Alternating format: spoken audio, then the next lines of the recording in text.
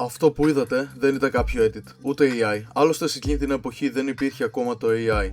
Πιο συγκεκριμένα στις 30 Δεκάτου του 2019, ένα αμάξι στη Καλιφόρνια κατέγραψε από την κάμερα του αυτοκινήτου κάτι που θα τους σόκαρε όλους.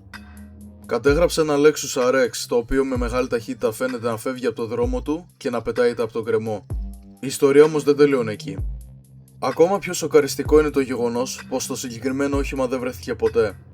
Εφόσον δεν μπόρεσαν να βρουν το όχημα, την επόμενη μέρα βοηθοί του σερίφη μαζί με τις δυνάμεις της πυροσβεστικής ξεκίνησαν την έρευνά τους για την αναζήτηση του Lexus. Στην έρευνα συμμετείχαν επίσης αρκετοί δίτες όπως και ελικόπτερο ώστε να βρεθεί κάτι από ψηλά.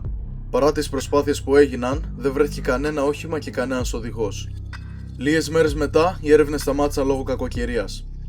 Αξίζει να σημειωθεί πως ο οδηγός του λευκού οχήματος που ήταν μπροστά από το όχημα που κατέγραφε συμμετείχε επίσης στις έρευνες, λέγοντας πως και αυτός είχε δει το Lexus να πετάγεται.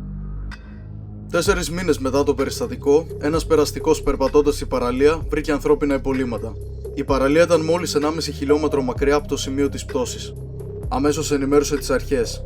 Οι αρχές κατάφεραν να βρουν και την άδεια οδήγησης, η οποία ανήκε σε μια γυναίκα 52 ετών.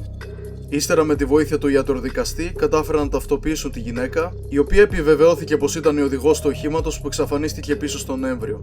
Η οδηγός αποκαλύφθηκε πως ήταν η Tracy Sinclair, όπου η οικογένειά της είπε πως είχε δηλώσει την εξαφάνισή της την ίδια μέρα.